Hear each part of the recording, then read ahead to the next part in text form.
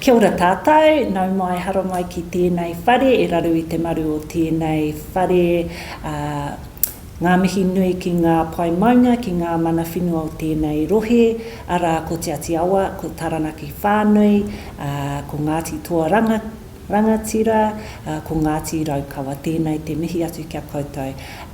My name is Chelsea Grootveld. I am a board member of J R McKenzie Trust, also privileged to be the chair of Te Āotearoa, the Maori Development Committee on J R McKenzie Trust.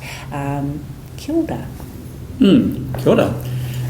Kia ora everyone. So my name's John McCarthy. I am the manager of an organisation called the Tindall Foundation, which is a family philanthropic foundation based in Auckland in New Zealand. It's just on 25 years old, and we're a grant maker and what we now know to be an impact investor.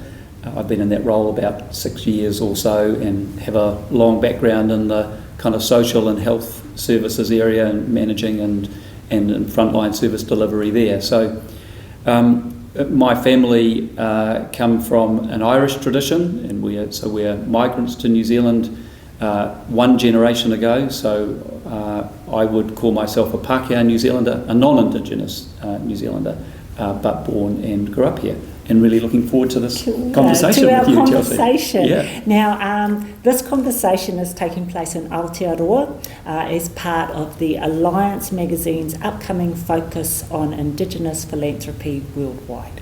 So let's kick us off, John. Yeah. Now, the first, I guess, discussion point is around how can non-Indigenous philanthropy support Maori aspirations. So we'll talk about an Aaotearoa New Zealand context. Others obviously have their own context, but we'll speak to what we know here in New Zealand. So interested in your thoughts on how non-Indigenous philanthropy can support Māori aspirations. Yeah, well, I think in lots of different ways. And, you know, probably the first is, you know, for me, through developing an understanding of what, you know, an Indigenous worldview is, you know, and to be able to somehow find a way to enter that world and to understand it and be of use and be of value. You know, to me that seems to be the first thing. And then to use the platform, the influence, you know, being practical, to use sometimes our money, to promote, to include and to show value to Indigenous ways of being and of doing things in the context of our country. So I think there's incredible opportunity.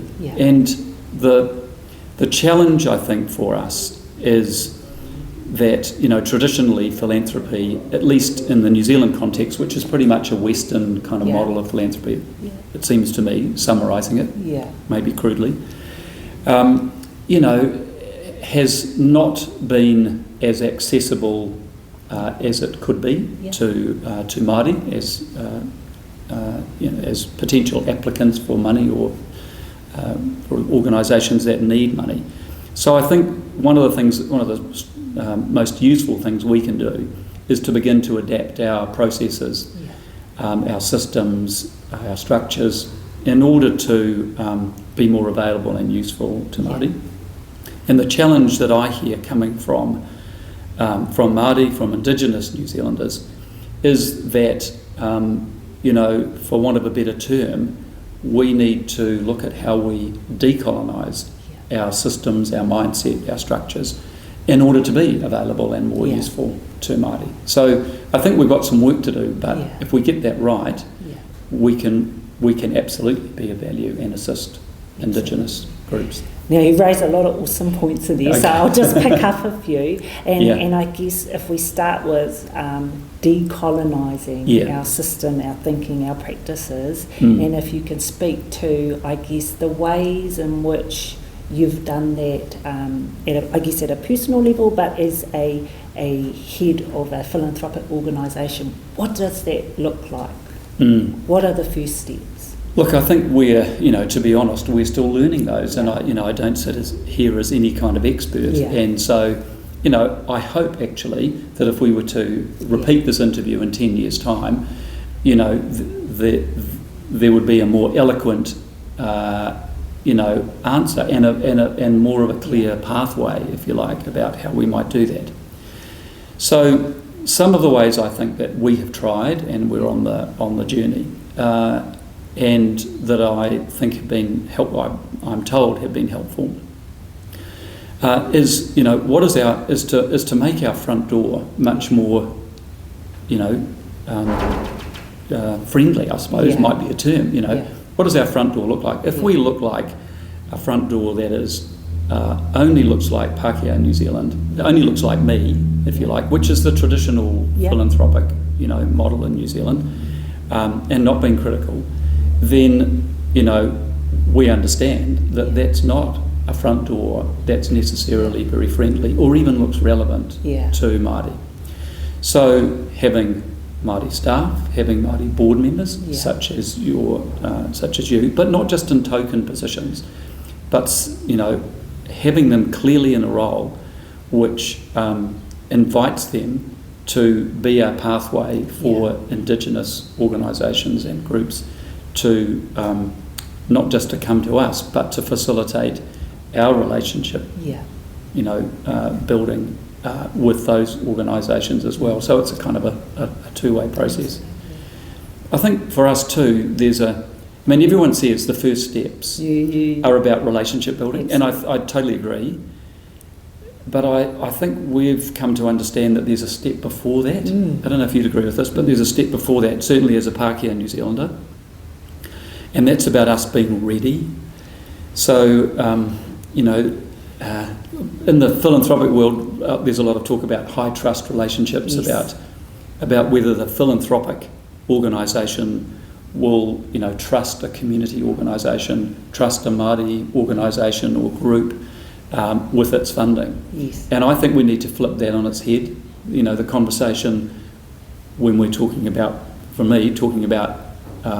philanthropy with Indigenous groups is not about whether we, as philanthropists, trust, Māori. Yes. It's whether we, as a philanthropic organisation, are trustworthy to work with you. Yes. And to me, that was a very powerful realisation. Absolutely.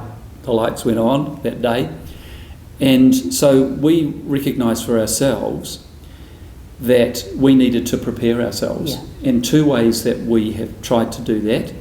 One is we've really tried to understand our history as a country. So, as you know, the colonial history of Aaotearoa New Zealand has not been taught in our schools, not been accessible up until pretty recently, accessible broadly across the population. So I've grown up in a society that believed that we had, harmonious race relations, the most, harmonious race relations in the world. Yeah, all the rhetoric. Exactly, and and all right. So maybe in comparison with some countries, that might be, we might be, a bit better ahead.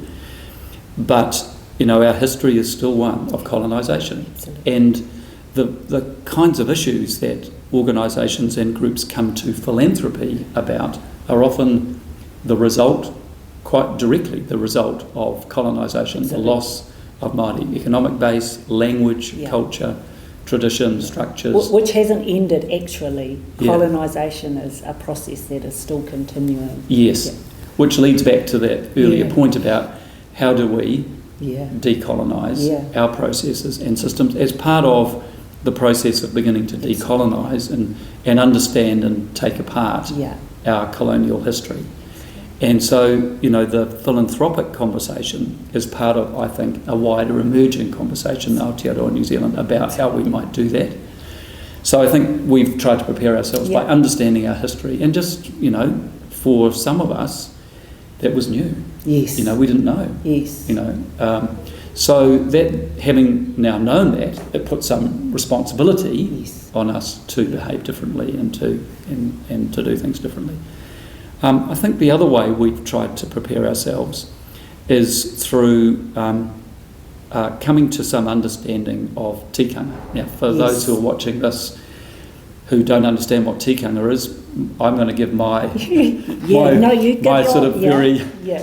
crude interpretation of it, and then you can obviously fill in my very big gaps. But for me, tikanga is, broadly the Māori way of doing things that's underpinned by, a very deep spirituality, connection to the land, to people, and, to the universe, really. So we needed to come to some understanding of, if we were going to have a relationship that was of any way useful to Māori, and conduct ourselves appropriately without causing offence, and understanding a little bit about what the dynamics might be, then we needed to understand a bit more about how to conduct ourselves in a tikanga framework. So we have had spent some time learning a bit about that. Now we know a tiny bit, but I think even that bit has helped us adapt and change. Yeah. I really like your articulation so of tikanga, and I don't have anything to add to that. And your acknowledgement of the depth of knowledge that sits under our ways of being, our ways of knowing, our ways of doing. And you spoke about your preparing to be ready, and I think from an Indigenous perspective, that goes on both sides. So decolonising oneself doesn't just happen for non-Indigenous, it actually happens for Indigenous people too. So I'm a direct product of the colonial education system, having come through secondary school, university, PhD. So I am a product of that system. So when we talk about decolonisation, it isn't just non-Indigenous, it's actually Indigenous peoples as well. And I speak for myself in saying that. So when we talk about readiness, it's on both sides, actually, within the context of our history of colonisation. So there is that recognition that we all have a place and we all are learning in this space. And I think from that base, because invariably when we talk about colonisation, it's from an Indigenous perspective, it's still going. There's a lot of hurt, there's a lot of pain, there's a lot of anger, absolutely. But if you stay in that space, it's a hard space to grow, and it's a hard space to dream and see potential. So I know that for myself, shifting into a space where we can work together and co-create, co-design, whatever the words are, that requires a shift as an Indigenous person as well. So just to acknowledge the journey you're on, but also that goes both ways. So just wanted to acknowledge that. Oh, kia ora. So the other thing I was thinking about as you were talking about history that I've come to understand is that our history, and possibly our shared history, is always in the room.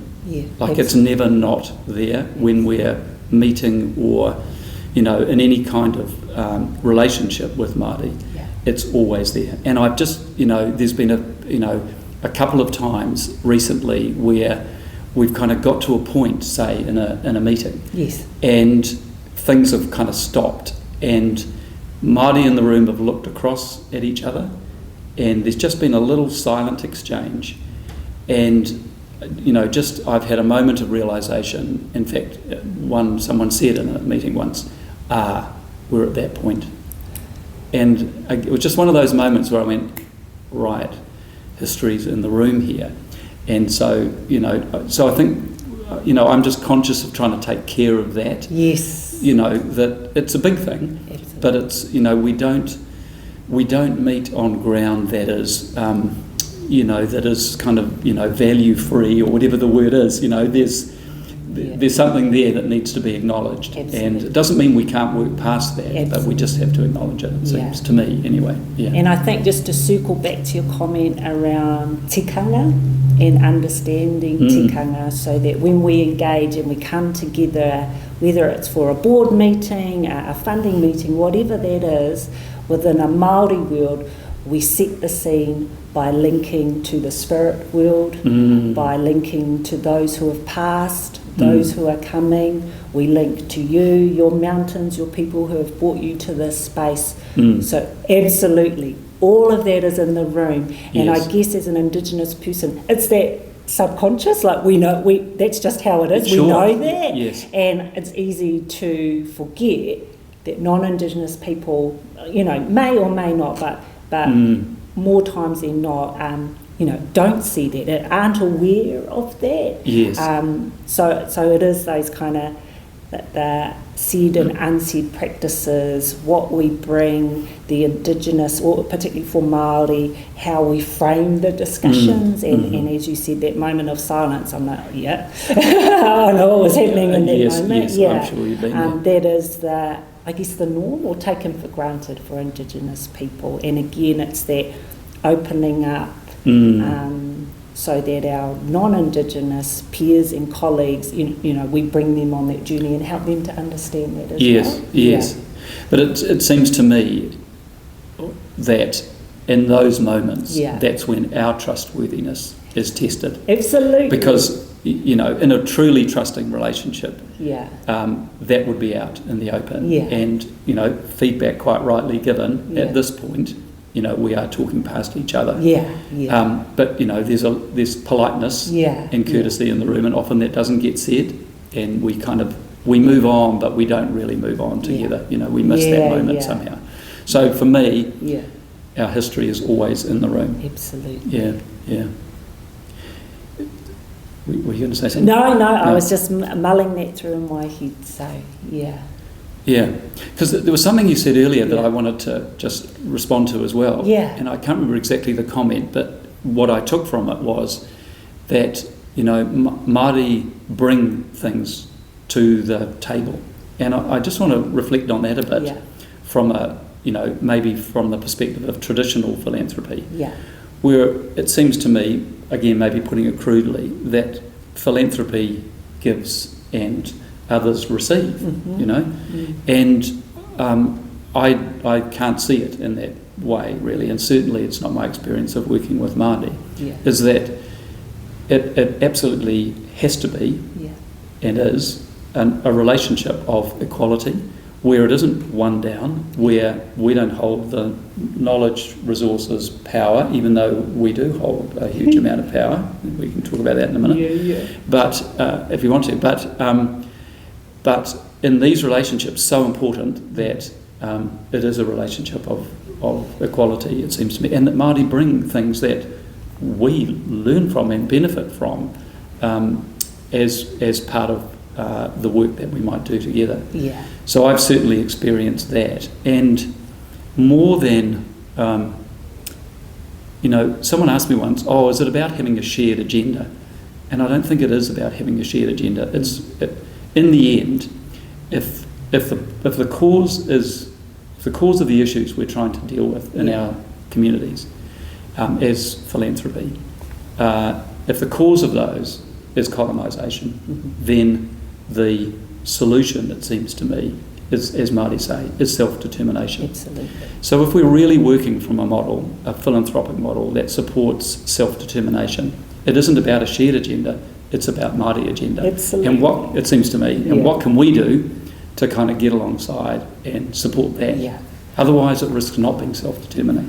Which is wonderful in theory, eh? Exactly. How does philanthropy share power, actually relinquish power in a way that enables Māori to determine what they will invest in, how they will invest in, and what their priorities are. And I'm interested in your thoughts around, you're on a journey towards that, still learning. We're not there by some way. But I guess, what are some ideas you might have to keep supporting your organisation to grow in that space? I find it really fascinating because, again, it's what we aspire to, it's what Māori talk about in terms of being self-determining, mana motuhake,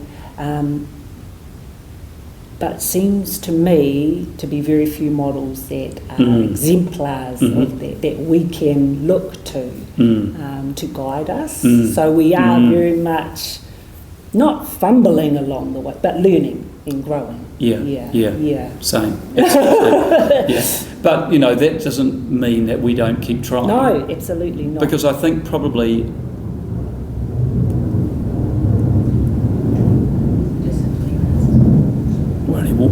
warming up. It's only warming up, mate. Come on. Just keep chatting, it's really easy to go past that. So I just want to recapture the thought. So,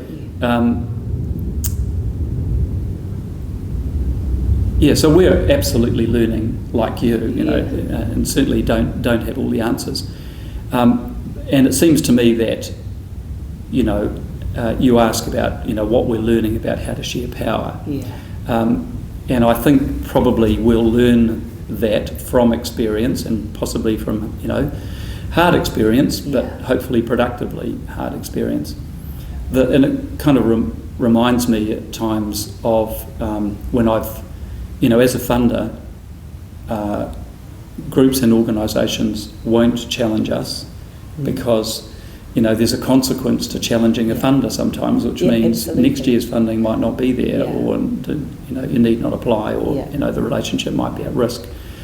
But I think for many philanthropic funders, they're only just becoming aware of the fact that they are powerful. And power can be used, you know, in many ways, you know, but let's at least acknowledge that it's there in the room. I mean, one of the, you know, look, I don't know if I've got the answer to your question, to be honest, but, you know, one of the projects that we're working on at the moment, as you probably know, is a project in the north of New Zealand with a collaboration of 7 Māori entities.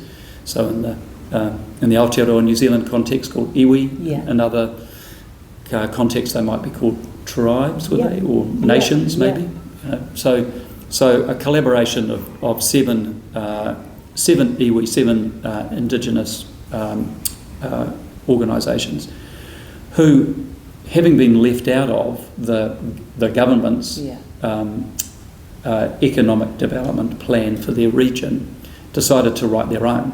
So they wrote their own economic development plan using the assets and skills, resources and knowledge that Māori have. So I think it was described to me in the end as the indigenous economy of that area being like a developing economy within a developed economy. You know, Aotearoa New Zealand broadly is understood to be a developed economy.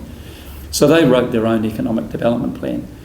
And when we went to meet with them, they have asked for some help about putting together an impact investment model that would enable them to deliver on that economic development plan that would see jobs, housing, economic growth and wealth return to that region for Māori.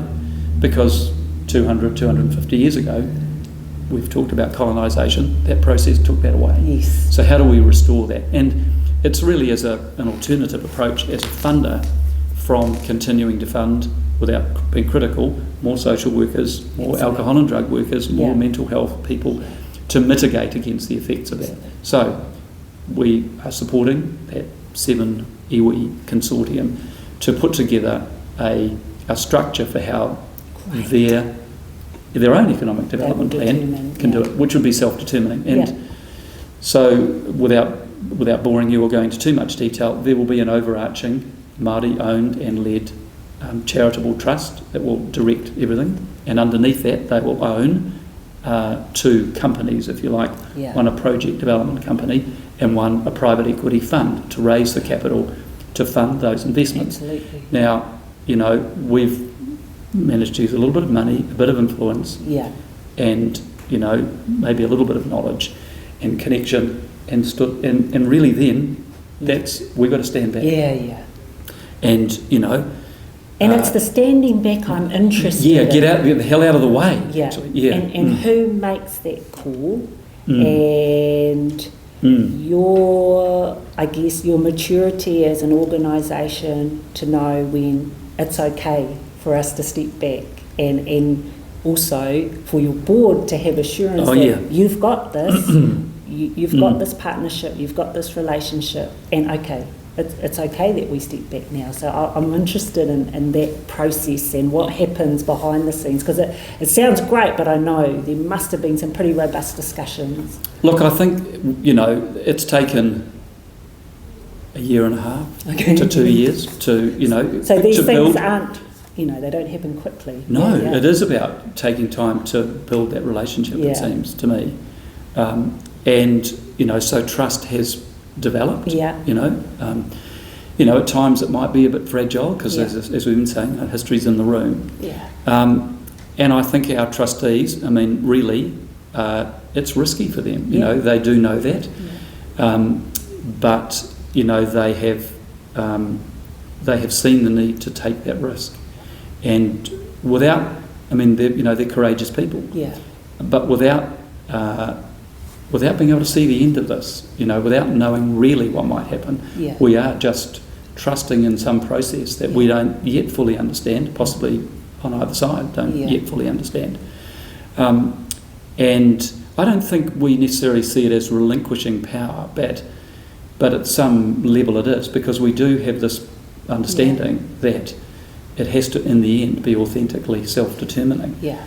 I don't know if there's a magic ingredient in there or not, Chelsea, but there is it is about the power of relationship, it seems to me, first and foremost, and a very high level of trust, and just a determination to be different to how we have been before. I don't know if that helps you. That absolutely. And just to stay on track with that particular project, we often speak about the barriers for Maori groups or nations or tribes in approaching philanthropy. And so did they come to you? How were the doors opened? Like, how did that happen?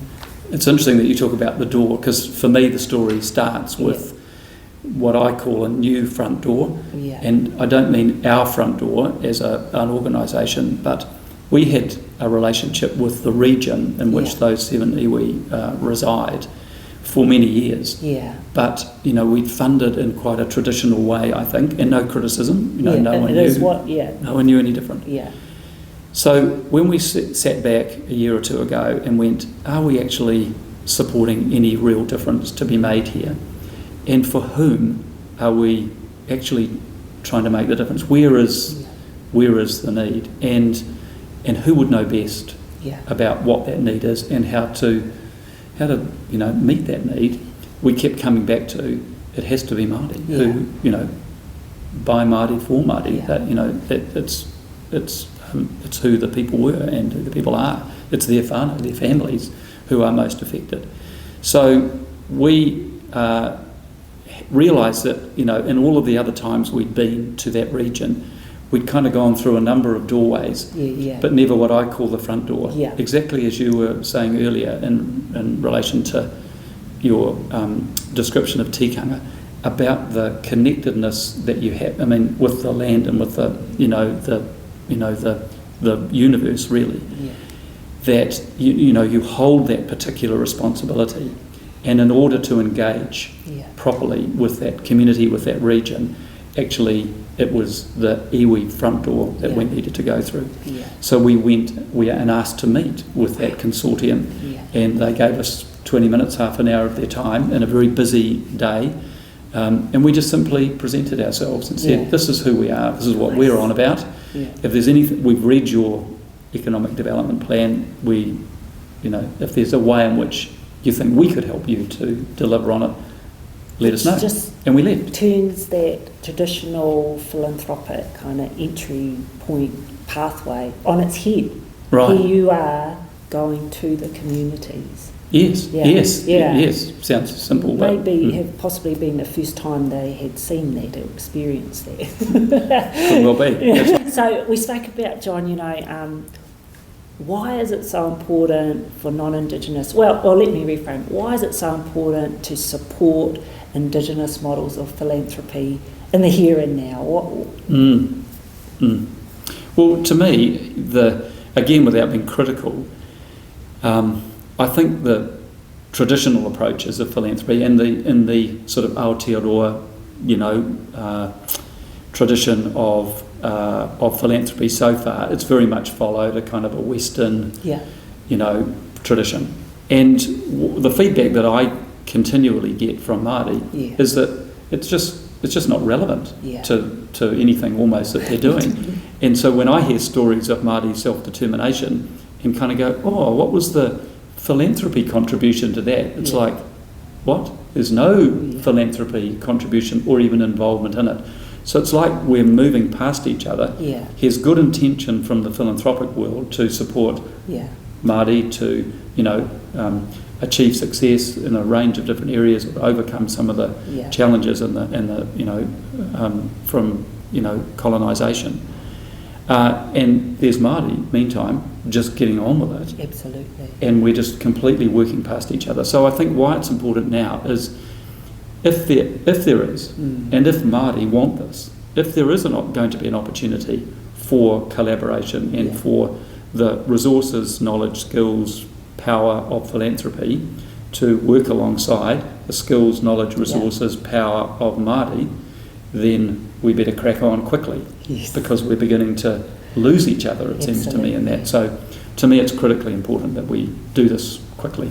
Absolutely. And I agree with you in the sense that some of the greatest Māori kaupapa have been delivered outside the system. So if we look at education, for example, kohanga reo, our language nests, our primary schools, our Māori wānanga universities, all happen outside of the mainstream education system. And I think about our ancestors, our tupuna, and the history of innovation and entrepreneurship. And sometimes I think they'd be clipping our ears saying, what are you doing? Build strategic alliances. The power of two peoples coming together, is exponential. So in my mind, I think the opportunity that is there, and it feels like, I think if we position this within the context of climate change and everything that is happening to our environment, we have no choice but to work together.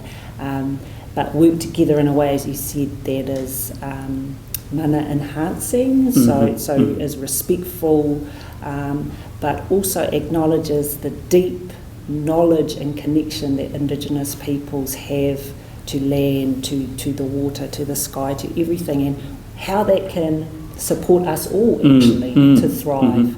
And that conversation, particularly around what we are all experiencing with the climate, is so timely, is so relevant. And so there are benefits for us all, I think. And I just wanted to hear from you some more, and you have touched on this, the value proposition for non-Indigenous philanthropy in engaging in this space. Because I'm Indigenous, but for non-Indigenous philanthropics, they will continually ask you the why and what are the benefits. So I'm interested in how you articulate and express that to them. Well, I think there's benefits both as a philanthropic organisation. Again, we all want to feel like we're making a difference and not being irrelevant.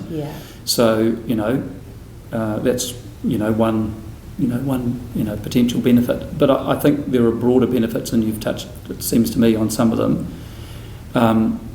So as I kind of stand back and look around our country, and I look around what's happening in other parts of the world, like you're saying, we've got challenges ahead of us and on us right now in terms of our climate and how we just continue to be able to live sustainably in this place. And it seems like Western society is constantly in search of a model of sustainability. How do we live well, in this place? And it seems to me that, Indigenous people have lived, in our own country, 800 to 1,000 years, which is a lot longer than European settlement. So, the more I hear that non-Indigenous people talk about how we need to find new ways of living, the more aligned they seem to me to be with at least my crude understanding of Indigenous ways of being. So I think there's a huge benefit for humanity actually just to stop and listen and learn from ancient wisdom as much as there is, just to think about our kind of contemporary wisdom. But I think too that, for philanthropic organisations that are interested in, social justice, and I'd argue that it would be hard to be a philanthropic funder and not to be interested in social justice. But, there is injustice that has caused the position that Indigenous people now find themselves in Absolutely. in relation to non-Indigenous people in our country. So we need to address that, Absolutely. and philanthropy has the power. Yeah. If it has the willpower, it has the power to begin to address that. So I think that's a second thing. And then, I think about just our society and, the growing inequality that we begin to see as is seen in other countries around the world. It's so important that we stop that we hold on to the connection that we have to each other, that we somehow continue to build a cohesive community.